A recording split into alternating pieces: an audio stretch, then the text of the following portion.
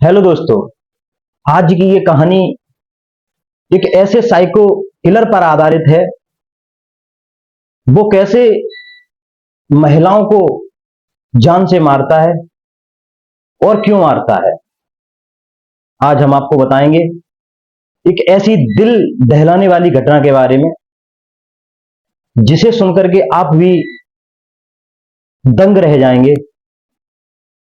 बरेली के पास की ये घटना है। 2 जुलाई 2024 को शाही शेरगढ़ के भुजिया गांव में एक किसान जब सुबह अपने खेत पर जाता है तो वो देखता है कि एक महिला की लाश उसके खेत में पड़ी हुई है।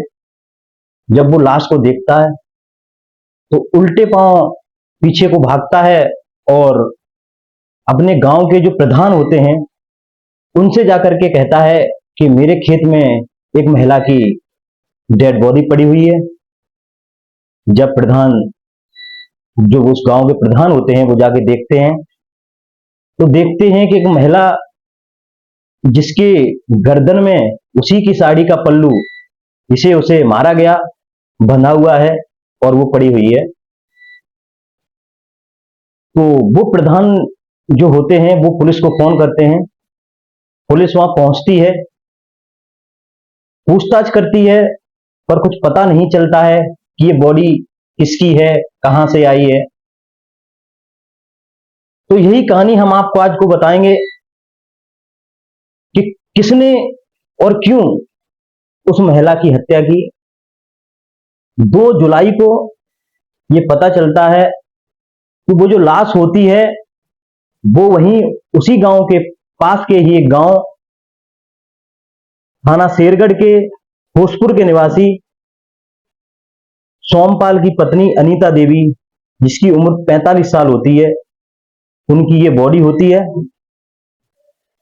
उनके पति को बुलाया जाता है और उनसे बात जब पुलिस करती है तो वो बताते हैं कि उनकी पत्नी 1 जुलाई को घर से निकली थी और वो बैंक जाने के लिए निकली थी। बैंक जाने के बाद उन्हें अपने मां के घर जाना था। उनका मायका थाना फतेहगंज पश्चिम के एक गांव सिरखा में था जहां वो जा रही थी, लेकिन वो रास्ते में ही उनकी हत्या कर दी जाती है। उन्हीं की ये बॉडी होती है। काफी पुलिस ने पूछताछ की पर पता नहीं लग पाता है कि वो उनकी हत्या कैसे हुई है, किसने की है। सुबह वहां एसएसपी अनुराग आर्य, एसपी मुकेश चंद्र मिश्रा जी और सीओ दीप सिका जी और शाही थाना, तीसगढ़ थाना, फतेहगढ़ पश्चिम थाना, इन सारे थानों की पुलिस वहां पहुंचती है। 3 जुलाई को ये खबर अखबारों में छपती है और एक सनसनीखेज खबर सारे क्षेत्र में फैल जाती है। पर उस किलर का अब तक कोई पता नहीं चलता है कि वो कौन है और उसने ये क्यों किया है। आखिर में जब पुलिस इन्वेस्टिगेशन करती है तो इसी तरह की कुछ और घटनाएं सामने आती हैं जो पहले से उन घटनाओं की एफआईआर थानों में दर्ज थी। उनमें से कुछ हत्याएं इस तरह से हैं जो मैं तुम्हें बताता हूं। मई 2023 में कलावती, जो परतापुर की रहने वाली थी, जिनकी उम्र 50 साल थी, उनकी हत्या होती है, लेकिन उनके घर वाले एफआईआर नहीं कराते हैं। 19 जून 2023 को धानवती मौर्य, जो कुलछा की निवासी थी, उनका शव हत्या करके झाड़ियों में फेंका गया था। 30 जून 2023 को प्रेमवती की हत्या हुई, जो खेत पर चारा लेने गई थी, जो आनंदपुरा की निवासी थी। 22 जुलाई 2023 को खजुरिया निवासी उष्मा देवी, उनकी हत्या होती है और उनका शव भी गांव के पास ही गन्ने के खेत में मिलता है। 23 जुलाई 2023 को ज्वालापुर की वीरवती, उनका भी सब गन्ने के खेत में मिलता है। 19 जुलाई 2023 को खेरू की गोटिया निवासी भीमवती, उनका भी सब पास ही के गांव खेत में मिलता है। 20 नवंबर 2023 को हरसैनी की दुलारी देवी, उनका भी सब गन्ने के खेत में मिलता है।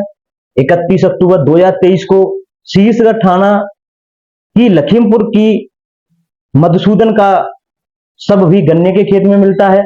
26 नवंबर 2023 को जगदीशपुरा की उर्मिला देवी का खेत सब भी एक गन्ने के खेत में पाया जाता है। 30 नवंबर 2023 को मीरगंज के गांव गूला की रेशमा देवी का सब झाड़ियों में मिलता है। और 2 जुलाई 2024 को भोजपुर निवासी अनीता का सब पास ही के गांव में खेत में मिलता है, जो मैंने पहले भी बताया है। इन हत्याओं के बारे में सबसे बड़ी बात तो ये थी, इन सारी हत्याओं को जो अंजाम दिया गया वो एक ही तरीके से जिन महिलाओं की हत्या हुई, उन्हीं महिलाओं के साड़ी के पल्लू से उनका गला बांध करके उनकी हत्या की गई। कहीं ना कहीं इन घटनाओं को देखते हुए जिस तरह से उनकी हत्या करने का ये एक तरीका था, उससे ऐसा लगता था कि ये हत्या एक ही इंसान ने की थी कहीं ना कहीं। पर हैरान कर देने वाली बात तो ये थी, हत्या सभी महिलाओं की एक ही तरीके से की गई, लेकिन इन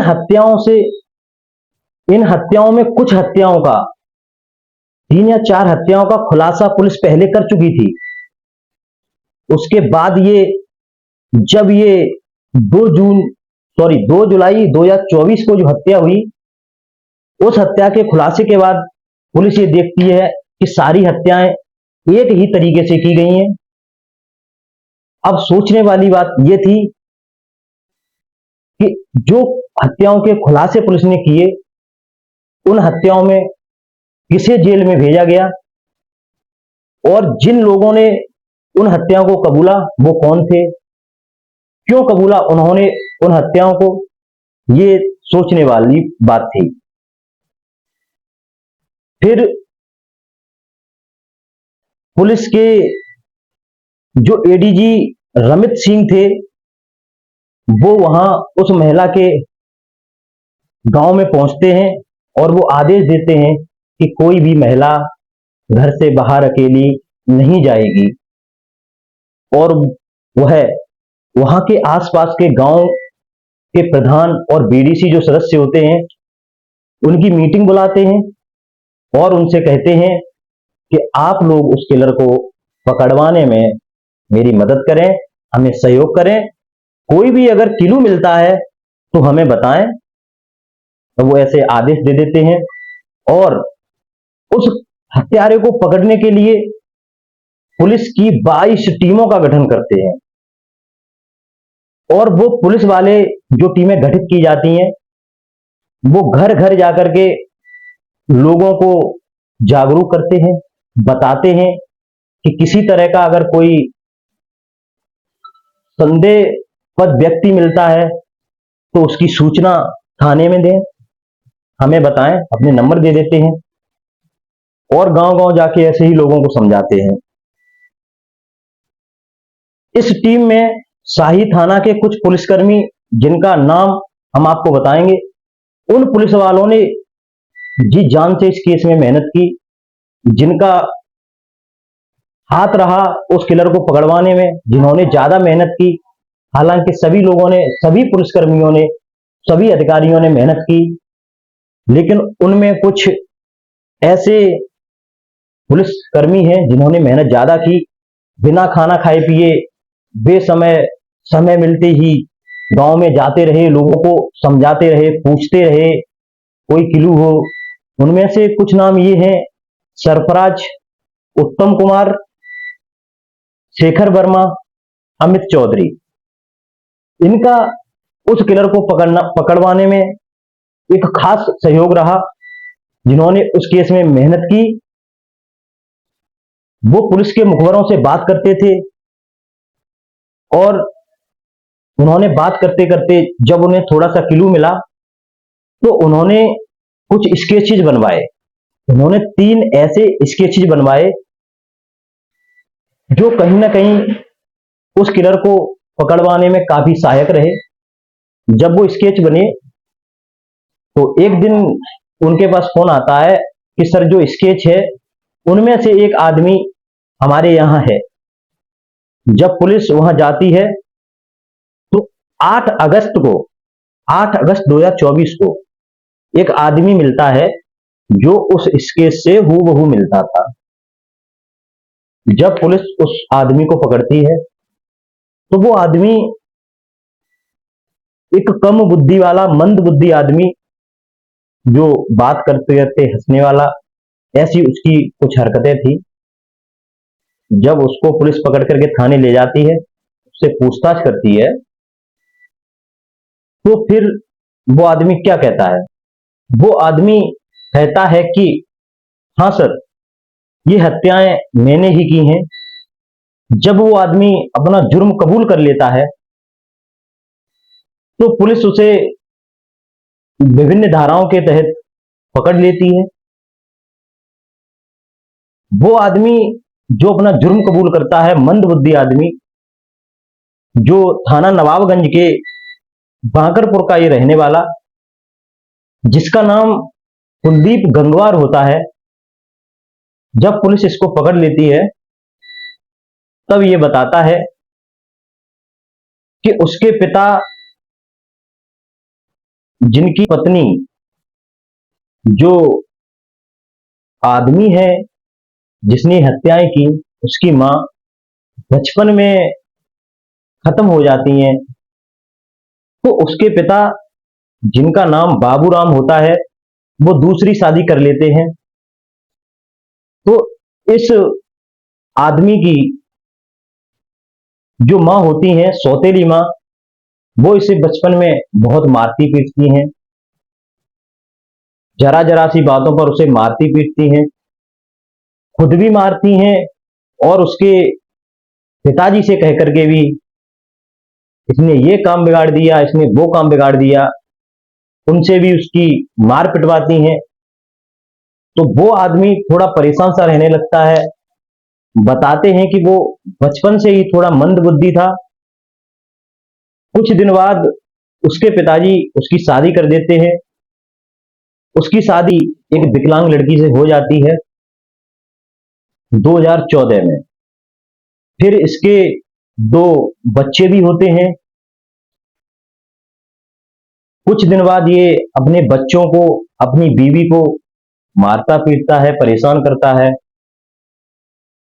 तो इसकी हरकतों से परेशान होकर के 2018 में इसकी बीवी इसे छोड़ करके चली जाती है। दूसरी सबसे बड़ी बात यह थी, अपने माँ बाप से इतना परेशान रहने के बाद भी इसने कभी अपने माँ बाप को कभी किसी तरह की चोट पहुंचाने की कोशिश नहीं की। जब इसकी पत्नी इसे छोड़ करके चली जाती है तो 2023 में ये आदमी अपने पिता का घर छोड़ करके चला जाता है।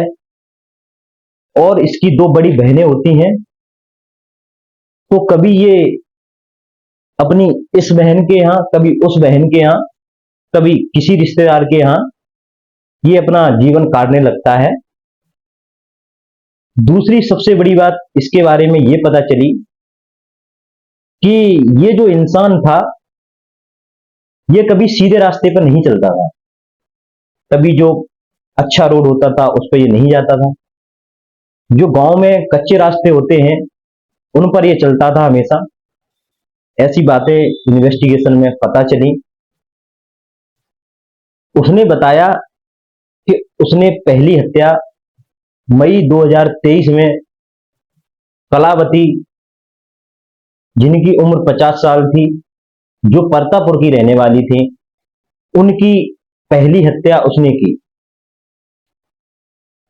उसने बताया कि वो महिला अपने खेत पर काम करने के लिए गई होती है। वो उस महिला के पास जाता है, पहले उनसे बातचीत करता है, नॉर्मल तरीके से कुछ देर बातचीत करने के बाद जब वो महिला भी उससे बात करने लगती है, तो वो उस महिला से शारीरिक संबंध बनाने के लिए कहता है, और जब वो मना कर देती है तो उसे बहुत गुस्सा आता है। जब वो नहीं मानता है तो वो उस आदमी को धक्का देती है, जिससे वो गिर जाता है। जब वो गिर जाता है तो उसे गुस्सा और ज्यादा आता है। उसके दिमाग में वही बात चलने लगती है जैसा बिहेवियर बचपन में उसकी माँ उसके साथ किया करती थी। अपनी माँ को सोच करके उसे बहुत गुस्सा आता है। जब वो महिला वहां से आगे की तरफ जाने लगती है तो वो उस महिला को पीछे से पकड़ लेता है और उन्हीं के साड़ी के पल्लू से उनका गला दबा करके उनकी हत्या कर देता है। जब इस आदमी को पुलिस ने पकड़ा, जब एसएसपी साहब ने इससे पूछा कि तुमने हत्याएं कैसे की, तो ये आदमी हंस करके बोलता है कि सर करके बताएं। जब बात करके बताने की आ जाती है तो एसएसपी साहब कहते हैं क्यों ना रिहर्सल की जाए, और वे एक पुतला बनवाते हैं जिसे वो सलवार सूट पहनाते हैं और उसके एक दुपट्टा डलवा देते हैं और इससे कहते हैं कि ठीक है, तुम हमें करके बताओ कि तुमने कैसे ये हत्याएं की। तो फिर वो आदमी ये करके बताता है कि मैंने वो हत्याएं कैसी की। तो वो उस पुतले को पीछे से जाके पकड़ता है और उस पुतले को जमीन पर गिरा लेता है। गिराने के बाद उस पुतले पर जो दुपट्टा था, उसी दुपट्टे से उसकी गर्दन में बांध करके और एक झटका देता है और एसएसपी साहब से हंस करके कहता है कि सर मैंने ये हत्याएं ऐसे की। इन हत्याओं में 6 हत्याएं वो कबूल करता है, जिन उसका मानना था कि मैंने 6 हत्याएं की। उन 6 हत्याओं वाली जगहों पर वो पुलिस को लेकर के गया। अब सवाल ये उठता है कि अगर उसने 6 हत्याएं की तो बाकी की 5 हत्याएं किसने की। जिन हत्याओं का पुलिस ने खुलासा किया, उन हत्याओं में जेल कौन गया, ये सोचने वाली बात थी। इस हत्यारे को पकड़ने के लिए पुलिस को बहुत मेहनत करनी पड़ी। 22 टीमें बनाई पुलिस की और 1500 कैमरे जहां लगे हुए थे, 600 कैमरे और लगवाए गए और पुलिस ने एक ऑपरेशन तलाश जिसे नाम दिया। उस ऑपरेशन के तहत इस हत्यारे को पकड़ा गया। इस कहानी को आपको सुनाने का मेरा उद्देश्य किसी को परेशान करना या किसी का दिल दुखाना नहीं है। आप लोगों को जागरूक करना इस कहानी का एक उद्देश्य है। आप सतर्क रहें और ऐसे लोगों से बचते रहें। कहीं भी घर से बाहर महिलाएं अकेली हैं तो सावधान रहें। यही कहानी का एक उद्देश्य है। जय हिंद, जय भारत। मिलते हैं ऐसी ही किसी कहानी में, ऐसी ही किसी सच्ची घटना में। फिर मिलते हैं। जय हिंद।